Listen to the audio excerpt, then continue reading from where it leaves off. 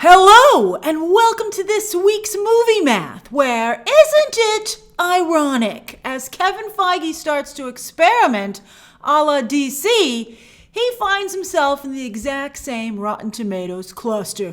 Welcome to the party, pal!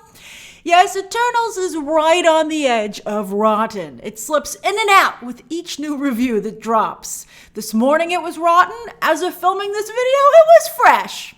I feel it will eventually settle just this side of rotten in the high 50th percentile. Now, this is not only the lowest MCU Rotten Tomatoes score to date, but it looks like it's going to be Feige's very first Rotten Tomato. He popped his tomato. It had to happen eventually. With Chloe Zhao, though, what a roller coaster. Double Oscar winner to Scourge of the MCU. In my review, I said that Wonder Woman 1984 was a good comp for Eternals. Both are from female directors, both trying to focus on emotion over action, to do something different, to deliver a feminine blockbuster. Speaking of roller coasters, Patty Jenkins is sitting right next to Zhao. And what do you know? They have similar Rotten Tomatoes scores. And again, and I hate to say it though, but it's a clear pattern. Female talent in particular seems to have a real problem delivering blockbusters that can bring in a new perspective and new fans, but yet still retain the appeal that makes blockbusters popular in the first place. Come on, Greta Gerwig with Barbie. I love Greta Gerwig. I feel she can do it.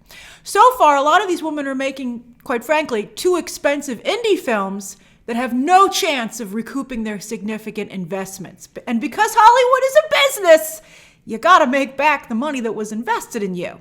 Thank goodness for Deborah Chow, Carrie Scogland, and Kate Herron on the streaming front, who are holding up the idea that women can deliver this type of content. Patty Jenkins, again, used to be on this list with the first Wonder Woman, but then I think she showed how much help she got on that movie when she was given free rein. And she trusted Jeff Johns. Never trust Jeff Johns. All right, I don't think Eternals will sink to the lowest depths of the DCEU Rotten Tomatoes scores. I don't think it's going to get that low. And also, we have to see what happens with the audience scores and the box office before we can get a really clear picture of what's going on here and just how bad it is. And also, what's going to happen with the Marvel fandom. I know a lot of you are like, I don't care what everybody says. I'm going to see it a ton of times. I guarantee you I think almost 90% of you, 90%, because Marvel fans are really hardcore, but 90% of you are going to finish this movie and go, I'm glad I saw it, but I ain't watching that again. Again, you'll watch parts of it on Disney Plus. I don't know if you saw the headline today, but one of the producers on the movie actually said, before it opened, I don't think we need to make a sequel. So bad. Why would you say that before the movie opened? Be like, we're going to make tons of these, so you better go. I mean, having seen it, that's totally true. You don't need to make a sequel, but why would you say that? But I think this will scare Marvel and Marvel-adjacent movies like Spider-Man No Way Home going forward. Because it's clear now that critics are no longer willing to grade these movies on a curve. When you were part of the MCU, you enjoyed a safety net, not only in terms of critic scores, but also box office and audience support. To see that now in jeopardy is fast. Also, I also think it's the bandwidth. I think that goodwill could only last for so many projects, but now when you add not only 3 to 4 Marvel movies a year, but all the Disney Plus series, it's just it's too much. I think people start to have a little bit more of a critical eye because it becomes more normalized, right? It's like having Christmas every day. Would it still be as special? I don't know. It's interesting. This is and again, still developing situation. But I believe, as I've been saying, that this is, there's a lot of problems with Doctor Strange too, and I think that this Eternals Rotten Tomatoes score makes it even more imperative that Marvel fix those problems before releasing the film. Because I think maybe before they would have gotten a pass. But now they're like, no more passes. This movie actually has to be really, really strong.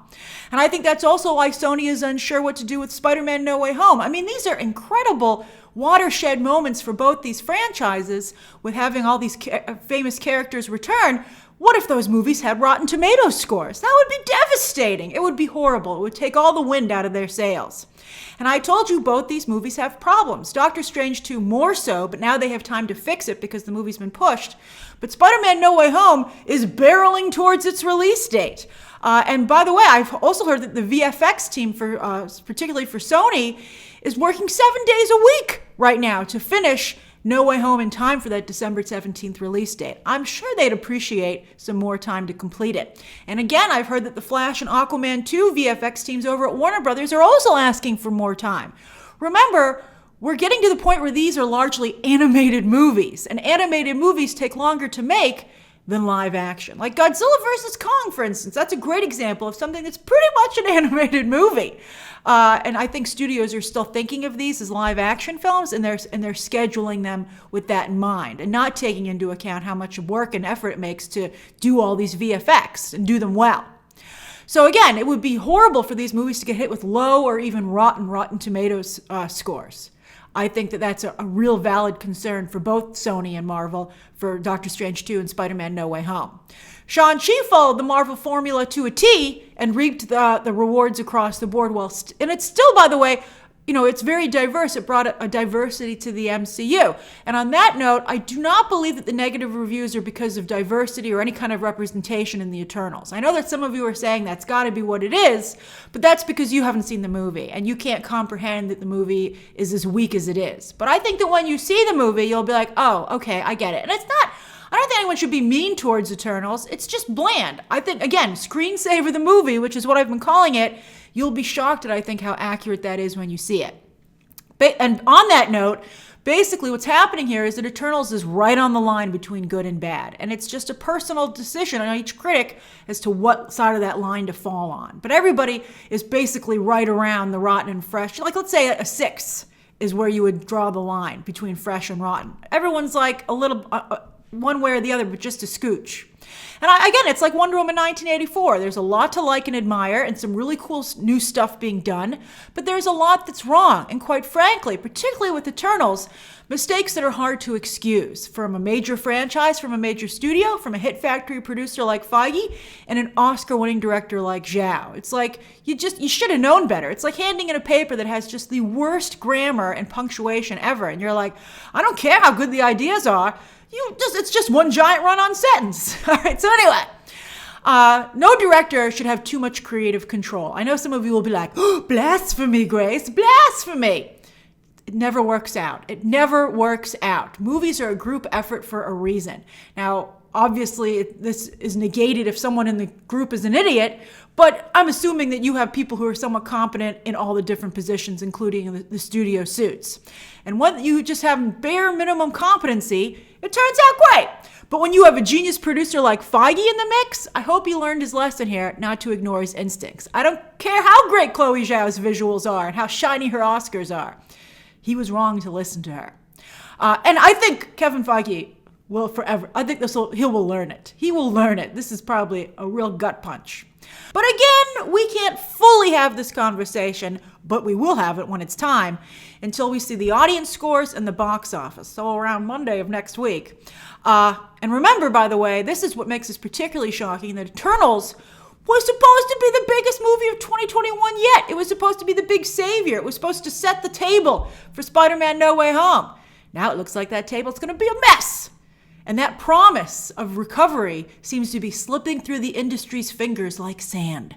And speaking of sand, and kind of being slipping through fingers, the sequel announcement for Dune didn't do too much to help it its second weekend. It didn't fall around 70%, but it did fall 62%. And it might not even hit 100 million domestic. Only 9 movies this year so far have done so. That's ridiculous, by the way. Ridiculous.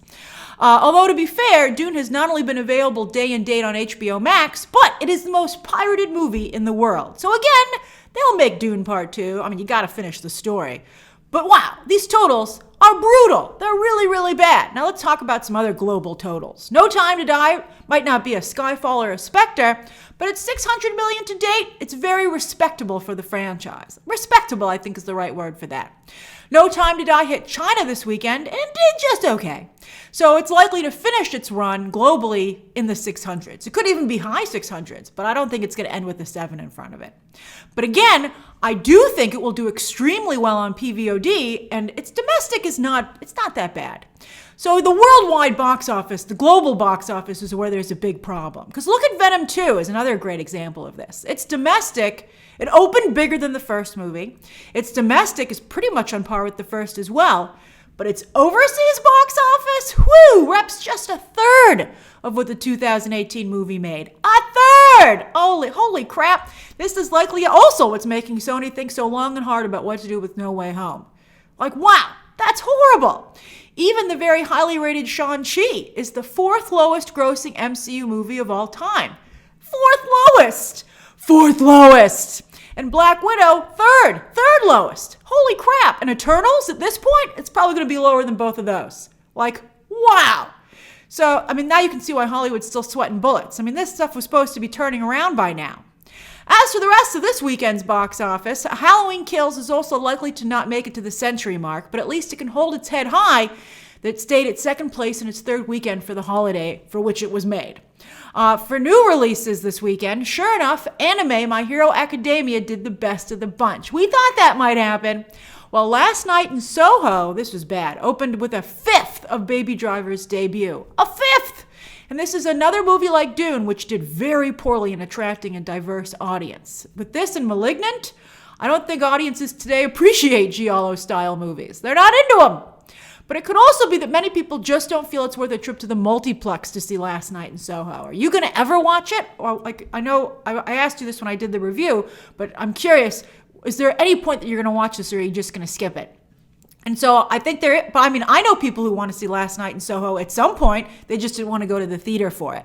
And so it could explode on streaming. Same with Ron's Gone Wrong, which fell almost 50% in its second weekend despite those sky-high audience scores.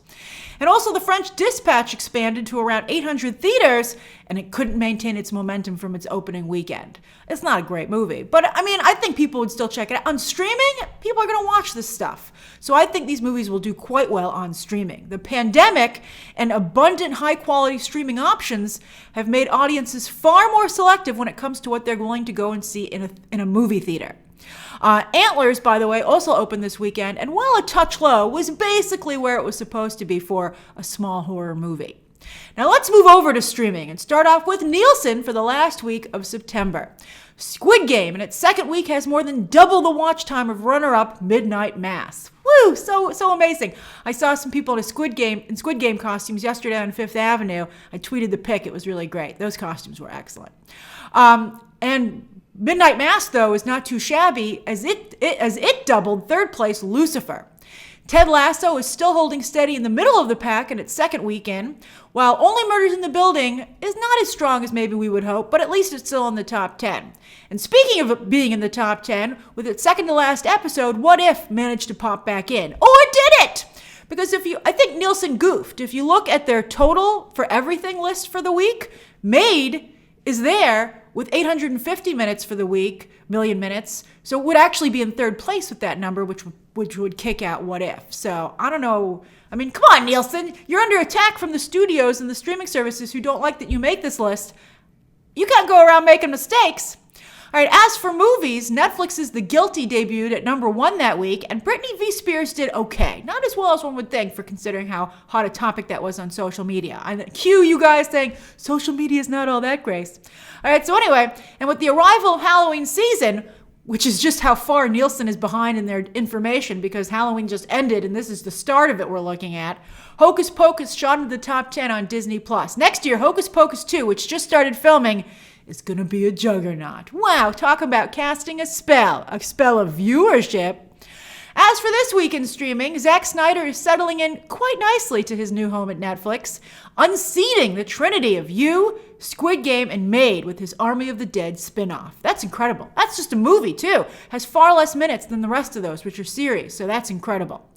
Kate Siegel has another Netflix hit outside of her husband Mike Flanagan's horror empire, new movie Hypnotic. She's not even that great an actress. She's okay, but she's not great. And Colin Kaepernick's biography series just made into the top 10 its debut week. And on iTunes, it was definitely Halloween weekend, and it's interesting to see which holiday classics everyone chose to watch. Things are looking good for Scream and Ghostbusters, which is at number 11 today, although yesterday for Halloween it was like at number 8, which is why I'm including it. And they both have new installments coming up, so people are getting ready. And wow, people sure do love the Halloween franchise, which is why they ain't never going to stop making those movies. As for this coming week, let's see what the Rotten Tomatoes score does to Eternals opening weekend at the box office. I think it's going to affect its rewatchability factor, as I said, and I'm curious how many of you will decide not to go and just wait the 45 days for it to hit PVOD. Or Disney Plus. I don't think Shang-Chi's going to hit PVOD, by the way. It just totally skipped over that and will be available at no extra cost on Disney Plus next Friday. They were just playing fast and loose with the rules over there, baby. All right, so anyway, you'll watch Eternals at some point. It's going to be a surprise when you can watch it on streaming and where. Bob Chapek spins the wheel of profitability. Where it lands, nobody knows. Plus, Spencer opens this counter-programming in theaters only with Kay-Sue, a Best Actress frontrunner. That's what I'm hearing. Kay-Sue for Best Actress, Will Smith, finally, for Best Actor for King Richard, which opens later this month. I believe it for Will Smith. I haven't even seen that movie yet, and I believe it. I don't know about Kay-Sue, though. We'll see.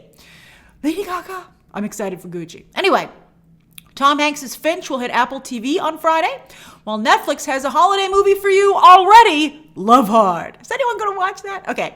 Anyway, as for new series, HBO Max debut its new Head of the Class on Thursday, while on Friday, the final season of Dickinson starts on Apple TV. Big streaming month for Haley Steinfeld. Hulu has more Animaniacs, and Netflix has the final season of Narcos Mexico. Plus, on Saturday, speaking of Haley Steinfeld, she'll be voicing the lead character in the Arcane animated series, which just drops the first 3 episodes. They're doing like that horror movie anthology they had a couple of months ago, where they're going to drop 3 episodes basically every week for the next 3 weeks for Arcane. And the embargo, by the way, lifts when the series debuts, the review embargo, this Saturday at 7 p.m. Pacific. That's 10 p.m. Eastern Standard Time. That's such a weird time to drop the show. That's what they last told me on Friday. That's when they're doing it. They feel good about it. So I don't know what's happening there. We'll see. I have the screeners, and I will be reviewing it. I haven't watched it yet because I can't review it until Saturday. So that's this week's Movie Math. What have you been watching? What do you plan to watch? And what are your latest thoughts on the Eternals Rotten Tomatoes drama? Share your thoughts down below. Subscribe today. And of course, as always, you can check out some more videos right now.